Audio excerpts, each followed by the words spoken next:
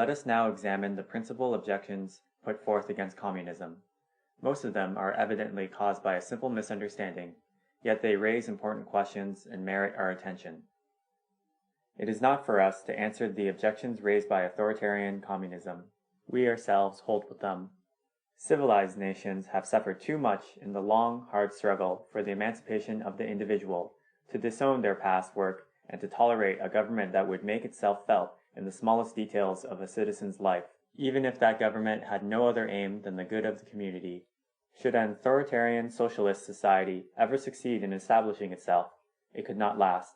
General discontent would soon force it to break up, or to reorganize itself on principles of liberty. It is of an anarchist-communist society we are about to speak, a society that recognizes the absolute liberty of the individual, that does not admit of any authority, and makes use of no compulsion to drive men to work. Limiting our studies to the economic side of the question, let us see if such a society, composed of men as they are today, neither better nor worse, neither more nor less industrious, would have a chance of successful development. The objection is known, quote, if the existence of each is guaranteed, and if the necessity of earning wages does not compel men to work, nobody will work. Every man will lay the burden of his work on another if he's not forced to do it himself, unquote. Let us first remark the incredible levity which this objection is raised, without taking into consideration that the question is in reality merely to know, on the one hand, whether you effectively obtain by wage work the results you aim at, and, on the other hand, whether voluntary work is not already more productive today than work stimulated by wages, a question which would require profound study. But whereas in exact sciences, men give their opinion on subjects infinitely less important and less complicated after serious research, after carefully collecting and analyzing facts, on this question they will pronounce judgment without appeal, resting satisfied with any one particular event, such as, for example, the want of success of a communist association in America. They act like the barrister who does not see in the counsel for the opposite side a representative of a cause, or an opinion contrary to his own, but a simple adversary in an oratorical debate, and if he be lucky enough to find a repartee, does not otherwise care to justify his cause.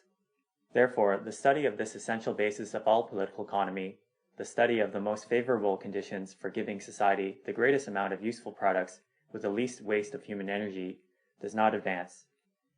They limit themselves to repeating commonplace assertions, or else they pretend ignorance of our assertions. What is most striking in this levity is that even in capitalist political economy, you'll already find a few writers compelled by the facts to doubt the axiom put forth by the founders of their science, that the threat of hunger is man's best stimulant for productive work. They begin to perceive that in production, a certain collective element is introduced which has been too much neglected up till now, and which might be more important than personal gain. The inferior quality of wage work, the terrible waste of human energy in modern agricultural and industrial labor, the ever-growing quantity of pleasure-seekers who today load their burden on others' shoulders, the absence of a certain animation in production that is becoming more and more apparent. All this begins to preoccupy the economists of the classical school. Some of them ask themselves if they have not got on the wrong track, if the imaginary evil being that was supposed to be tempted exclusively by bait of lucre or wages really exists. This heresy penetrates even into the universities. It is found in books of orthodox economy. This does not hinder a great many socialist reformers to remain partisans of individual remuneration and defending the old citadel of wagedom, notwithstanding that it is being delivered over stone by stone to the assailants by its former defenders. They fear that without compulsion the masses will not work. But during our own lifetime, have we not heard the same fears expressed twice? By the anti-abolitionists in America before Negro emancipation, and by the Russian nobility before the liberation of the serfs. Without the whip, the Negro will not work, said the anti-abolitionist. Free from their master's supervision, the serfs will leave the fields uncultivated, said the Russian serf owners. It was the refrain of the French noblemen in 1789, the refrain of the Middle Ages, a refrain as old as the world, and we shall hear it every time there is a question of sweeping away an injustice, and each time the actual facts give it the lie. The liberated peasant of 1792 plowed with a wild energy unknown to his ancestors. The emancipated Negro works more than his fathers, and the Russian peasant, after having honored the honeymoon of his emancipation by celebrating Fridays as well as Sundays, has taken up work with as much eagerness as his liberation was the more complete. There, where the soil is his, he works desperately. That is the exact word for it. The anti-abolitionist refrain can be of value to slave owners. As to the slaves themselves, they know what it is worth, as they know its motive. Moreover, who but economists taught us that if a wage earner's work is but indifferent, and intense and productive work is only obtained from a man who sees his wealth increase in proportion to his efforts? All hymns sung in honor of private property can be reduced to this axiom. For it is remarkable that when economists, wishing to celebrate the blessings of property, show us how an unproductive, marshy, or stony soil is clothed with rich harvests when cultivated by the peasant proprietor, they in no wise prove their thesis in favor of private property. By admitting that the only guarantee not to be robbed of the fruits of your labor is to possess the instruments of labor, which is true, the economists only prove that man really produces most when he works in freedom, when he has a certain choice in his occupations, when he has no overseer to impede him, and lastly, when he sees his work bringing in a profit to him and others who work like him, but bringing in nothing to idlers. This is all we can deduct from their argumentation, and we maintain the same ourselves. As to the form of possession of the instruments of labor, they only mention it indirectly in their demonstration, as a guarantee to the cultivator that he shall not be robbed of the profits of his yield, nor of his improvements. Besides, in support of their thesis in favor of private property against all other forms of possession, should not the economists demonstrate that under the form of communal property, land never produces such rich harvests as when the possession is private? But it is not so. In fact, the contrary has been observed. Take, for example, a commune in the canton of Vaud in the winter-time, when all the men of the village go to fell wood in the forest, which belongs to them all. It is precisely during these festivals of toil that the greatest ardor for work and the most considerable display of human energy are apparent. No salaried labor, no effort of private owner can bear comparison with it. Or, let us take a Russian village, when all its inhabitants mow a field belonging to the commune, or farmed by it. There you will see what a man can produce when he works in common for communal production. Comrades vie with one another in cutting the widest swath. Women bestir themselves in their wake so as not to be distanced by the mowers.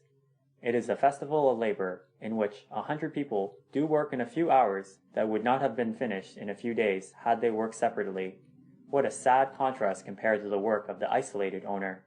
In fact, we might quote scores of examples among the pioneers of America, in Swiss, German, Russian, and certain French villages, or the work done in Russia by gangs, artels, of masons, carpenters, boatmen, fishermen, etc., who undertake a task and divide the produce or the remuneration among themselves, without it passing through the intermediary or middlemen.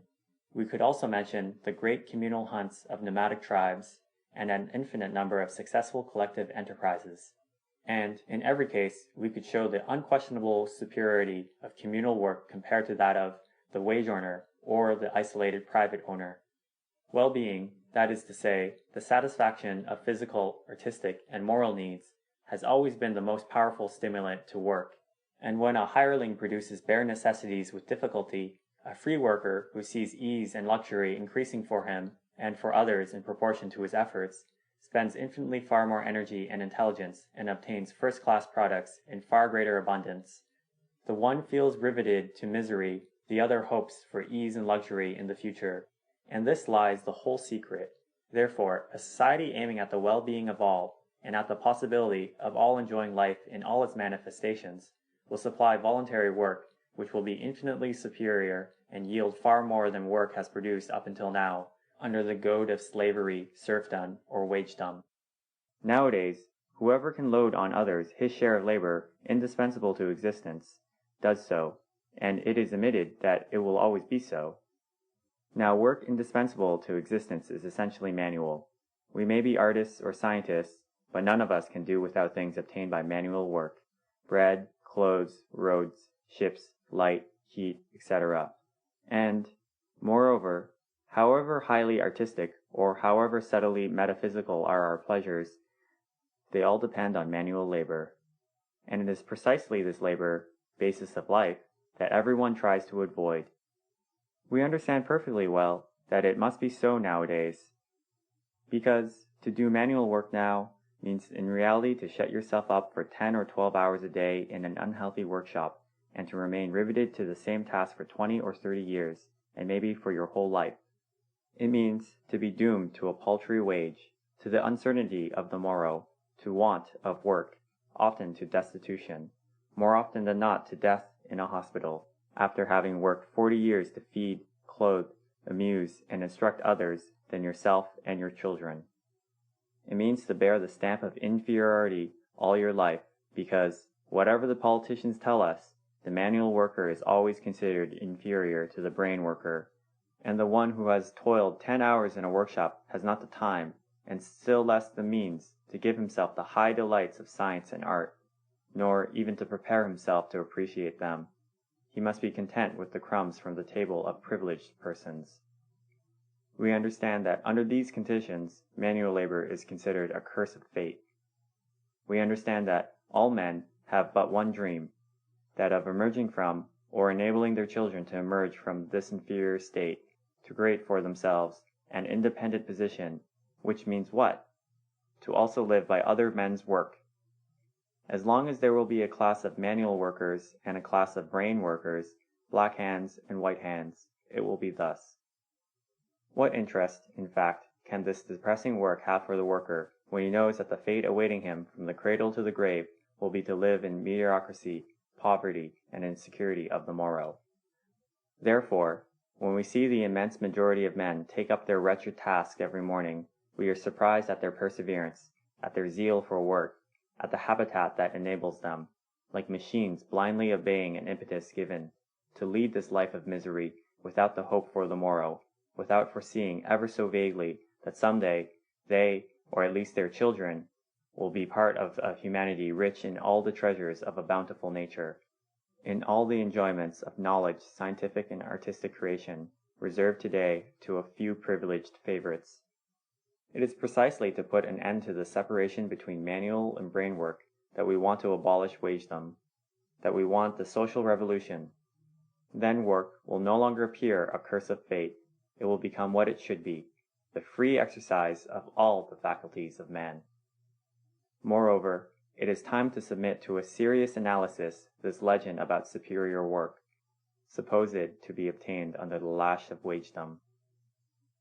It is enough to visit, not the model factory and the workshop that we find now and again, but the ordinary factories, to conceive the immense waste of human energy that characterizes modern industry.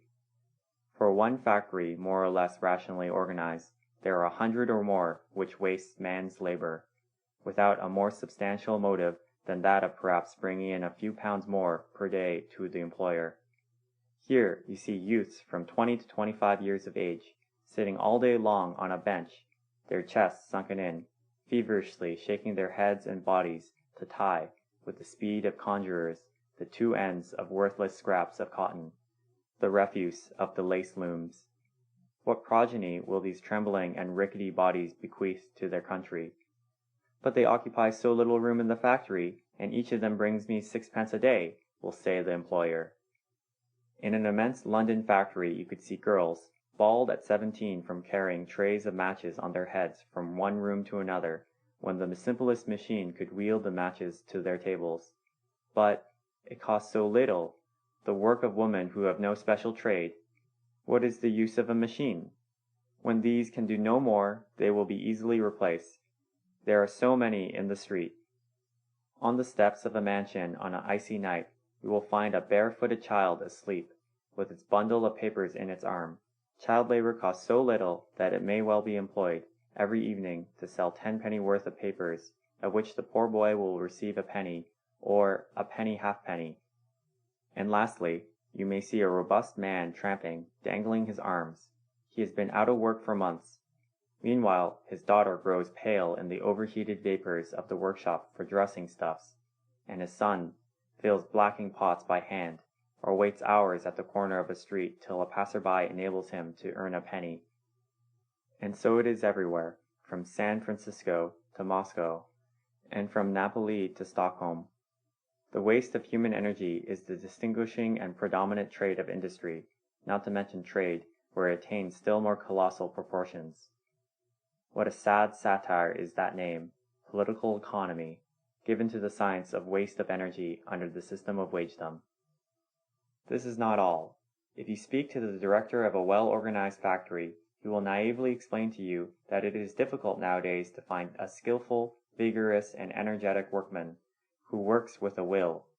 Quote, should such a man present himself among the 20 or 30 who call every Monday asking us for work, he is sure to be received, even if we are reducing the number of our hands.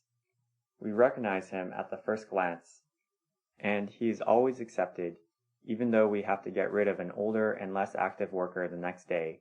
Unquote. And the one who has just received notice to quit, and all those who receive it tomorrow, go to reinforce that immense reserve army of capital, workmen out of work, who are only called to the loom or the bench when there is pressure of work, or to oppose strikers. And those others, the average workers that are the refuse of the better class factories, they join the equally formidable army of aged and indifferent workers that continually circulates between the second-class factories, those which barely cover their expenses and make their way in the world by trickery and snares laid for the buyer, and especially for the consumer in distant countries.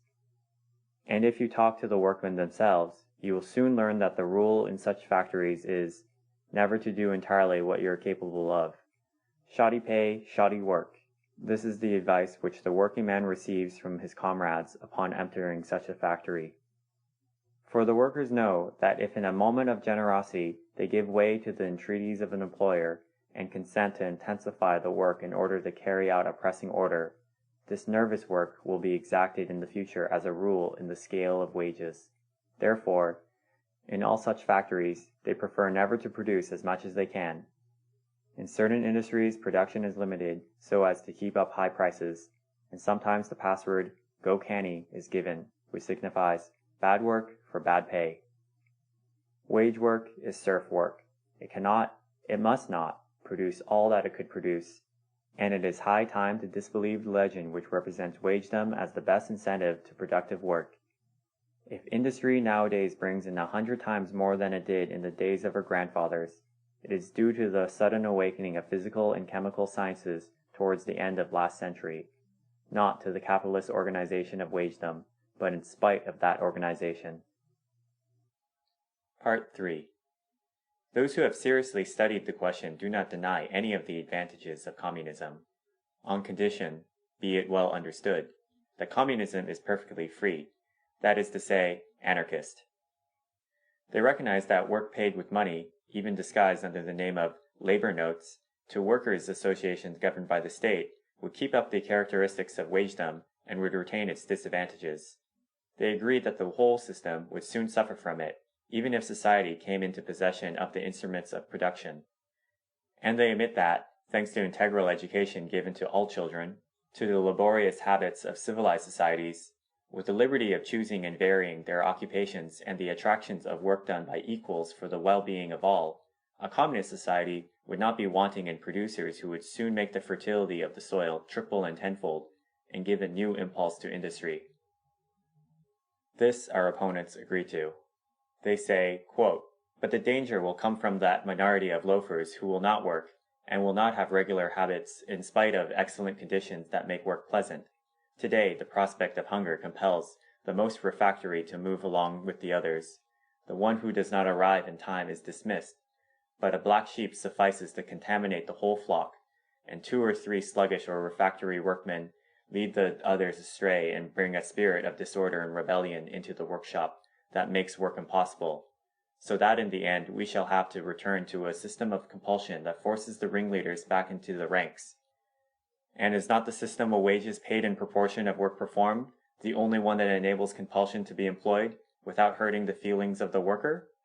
Because all other means would imply the continual intervention of an authority that would be repugnant to free men. Unquote. This, we believe, is the objection fairly stated. It belongs to the category of arguments which justify the state, the penal law, the judge, and the gallower.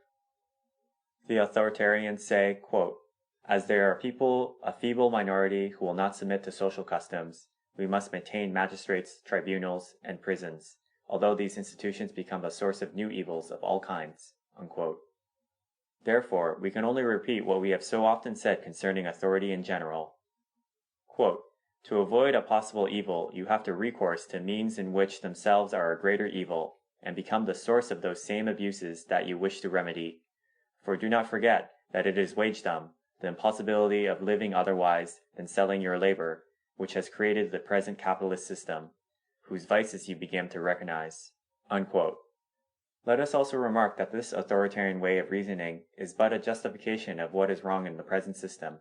Wagedom was not instituted to remove the disadvantage of communism. Its origin, like that of the state and private ownership, is to be found elsewhere. It is born of slavery and serfdom imposed by force, and only wears a more modern garb. Thus, the argument in favor of wagedom is as valueless as those by which they seek to apologize for private property and the state. We are, nevertheless, going to examine the objection and see if there is any truth in it. To begin with, it is not evident that if a society, founded on the principle of free work, were really menaced by loafers, it could protect itself without an authoritarian organization and without having recourse to wagedom. Let us take a group of volunteers, combining for some particular enterprise. Having its success at heart, they all work with a will, save for one of the associates, who is frequently absent from his post. Must they, on his account, dissolve the group, elect a president to impose fines, or maybe distribute markers for work done, as is customary in the academy? It is evident that neither the one nor the other will be done, but that some day the comrade who imperils their enterprise will be told, quote, "Friend, we should like to work with you, but as you are often absent from your post, and you do your work negligently, we must part. Go and find other comrades who will put up with your indifference." Unquote. This way is so natural that it is practiced everywhere nowadays, in all industries, in competition with all possible systems of fines, docking of wages, supervision, etc. A workman may enter the factory at the appointed time, but if he does his work badly, if he hinders his comrades by his laziness or other defects, and they quarrel with him on that account, there is an end of it. He is compelled to leave the workshop. Authoritarians pretend that it is the almighty employer and his overseers who maintain regularity and quality of work in factories. In fact, in a somewhat complicated enterprise, in which the wares produced pass through many hands before being finished, it is the factory itself, the workmen as a unity, who see to the good quality of the work. Therefore, the best factories of British private industry have few overseers, far less on an average than the French factories, and less than the British state factories. A certain standard of public morals is maintained in the same way. Authoritarians say it is due to rural guards, judges, and policemen, whereas in reality it is maintained in spite of judges, policemen, and rural guards. Many are the laws producing criminals, has been said long ago. Not only in industrial workshops do things go on in this way, it happens everywhere, every day, on a scale that only bookworms have as yet no notion of. When a railway company, federated with other companies, fails to fulfill its engagements, when its trains are late and goods lie neglected at the stations, the other companies threaten to cancel the contract, and that threat usually suffices. It is generally believed, at any rate it is taught, that commerce only keeps to its engagements from fear of lawsuits. Nothing of the sort. 9 times in 10, the trader who has not kept his word will not appear before a judge. There, where trade is very great, as in London, the sole fact of having driven a creditor to bring a lawsuit suffices for the immense majority of merchants to refuse for good to have any dealings with a man who has compelled one of them to go to law. Then, why should means that are used today among mates in the workshop, traders, and railway companies not be made use of in a society based on voluntary work? Take, for example, an associating stipulating that each of its members should carry out the following contract. Quote, "We undertake to give you the use of our houses, stores, streets, means of transport, schools, museums, etc., on the condition that, from 20 to 45 or 50 years of age, you consecrate 4 or 5 hours a day to some work recognized as necessary to existence. Choose yourself the producing groups which you wish to join, or organize a new group, provided that it will undertake to produce necessaries. And, as for the remainder of your time, combine together with those you like for recreation, art, or science, according to the bent of your taste. 12 or 1,500 hours of work a year in a group producing food, clothes, or houses, or employed in public health, transport, etc., is all we ask of you. For this work, we guarantee to you all that these groups produce or will produce. But if not one of the thousands of group of our Federation will receive you, whatever be their motive, if you are absolutely incapable of producing anything useful, or if you refuse to do it, then live like an isolated man or like an invalid. If we are rich enough to give you the necessaries of life, we shall be delighted to give them to you. You are a man, and you have the right to live, but as you wish to live under special conditions and leave the ranks, it is more than probable that you will suffer for it in your daily relations with other citizens. You will be looked upon as a ghost of bourgeois society, unless some friends of yours, discovering you to be a talent, kindly free you from all moral obligation towards society by doing necessary work for you. And lastly, if it does not please you, go and look for other conditions elsewhere in the wide world, or else seek adherents and organize with them on novel principles. We prefer our own." Unquote. This is what could be done in a communal society in order to turn away sluggards if they become too numerous. Part 4. We very much doubt that we need fear this contingency in a society really based on the entire freedom of the individual. In fact, in spite of the premium of idleness offered by private ownership of capital, the really lazy man, unless he is ill, is comparatively rare. Among workmen, it is often said that the bourgeois are idlers. There are certainly enough of them, but they, too, are the exception. On the contrary, in every industrial enterprise, you are sure to find one or more bourgeois who work very hard. It is true that the majority of bourgeois profit by their privileged position to award themselves the least unpleasant tasks, and that they work under hygienic conditions of air, food, etc., which permit them to do their business without too much fatigue. But these are precisely the conditions which we claim for all workers, without exception. We may also say that if, thanks to their privileged position, rich people often make absolutely useless or even harmful work in society, nevertheless, the ministers, heads of departments, factory owners, traders, bankers, etc., subject themselves for a few hours a day to work which they find themselves more or less tiresome, all preferring their hours of leisure to this obligatory work. And if in 9 cases out of 10 this work is fateful, they find it none the less tiring for that. But it is precisely because the middle class put forth a great energy, even in doing harm, knowingly or not, and defending their privileged position, that they have succeeded in defeating the landed nobility, and that they continue to rule the masses. If they were idlers, they would long since have ceased to exist, and would have disappeared like the aristocrats. In a society that would expect only 4 or 5 hours a day of useful, pleasant, and hygienic work, they would perform their task perfectly, and they certainly would not put up with horrible conditions in which men toil nowadays without reforming them. If a Huxley spent only 5 hours in the sewers of London, rest assured that he would have found the means of making them as sanitary as his physiological laboratory.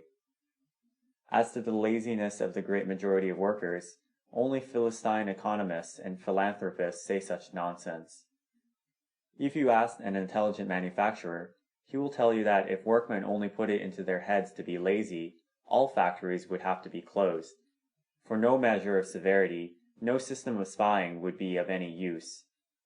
You should have seen the terror caused in 1887 among British employers when a few agitators started preaching the, quote, "go canny" theory, quote, "for bad pay, bad work," quote, "take it easy, do not overwork yourselves, and waste all you can," quote, "they demoralize the worker, they want to kill industry," unquote, cried those who formerly inveighed against the immorality of the worker and the bad quality of his work.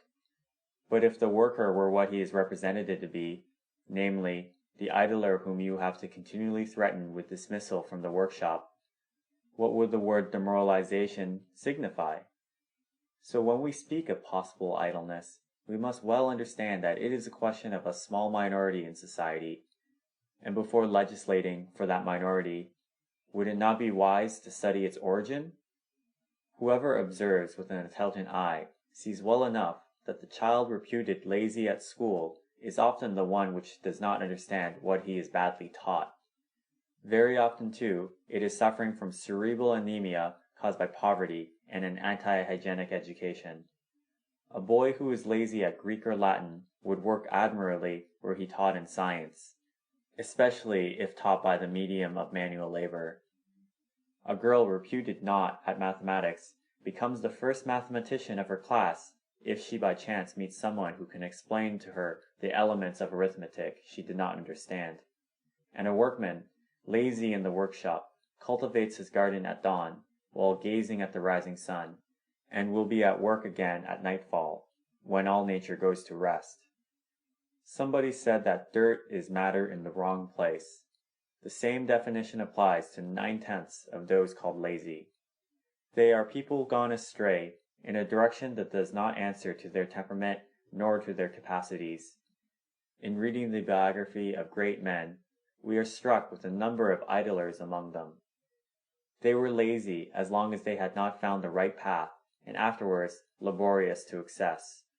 Darwin, Stevenson, and many others belong to this category of idlers. Very often, the idler is but a man to whom it is repugnant to make all his life the 18th part of a pin, or the 100th part of a watch, while he feels he has exuberant energy which he would like to expend elsewhere. Often, too, he is a rebel who cannot submit to being fixed all his life to a workbench in order to procure 1,000 pleasures for his employer, while knowing himself to be the far less stupid of the two, and knowing his only fault to be that of having been born in a hovel instead of coming into the world in a castle. Lastly, a good many idlers do not know the trade by which they are compelled to earn for their living, seeing the imperfect thing made by their own hands, striving vainly to do better, and perceiving that they never will succeed on account of the bad habits of work already acquired. They begin to hate their trade, and not knowing any other, hate work in general. Thousands of workmen and artists who are failures suffer from this cause. On the other hand, he who since his youth has learned to play the piano well, to handle the plans well, the chisel, the brush, or the file, so that he feels that what he does is beautiful, will never give up the piano, the chisel, or the file. He will find pleasure in his work which does not tire him, as long as he is not overdriven. Under the one name, idleness, a series of results due to different causes have been grouped, of which each one could be a source of good, instead of being a source of evil to society. Like all questions concerning criminality and related to human faculties, facts have been collected having nothing in common with one another. They say laziness or crime without giving themselves the trouble to analyze their cause. They are in haste to punish them, without inquiring if the punishment itself does not contain a premium on laziness or crime. This is why a free society, seeing the number of idlers increasing in its midst, would no doubt think of looking for the cause of laziness, in order to suppress it, before having recourse to punishment. When it is a case, as we have already mentioned, of simple bloodlessness, then, before stuffing a brain of a child with science, nourish his system so as to produce blood, strengthen him, and that he shall not waste his time, take him to the country or to the seaside. There, teach him in the open air, not in books, geometry by measuring the distance to a spire, or the height of a tree, natural sciences while picking flowers and fishing in the sea, physical science while building the boat he will go fish in. But for mercy's sake, do not fill his brain with sentences and dead languages. Do not make an idler of him. Such a child has neither order nor regular habits. Let first the children inculcate order among themselves, and later on, the laboratory, the workshop, work done in a limited space, with many tools about, will teach them method.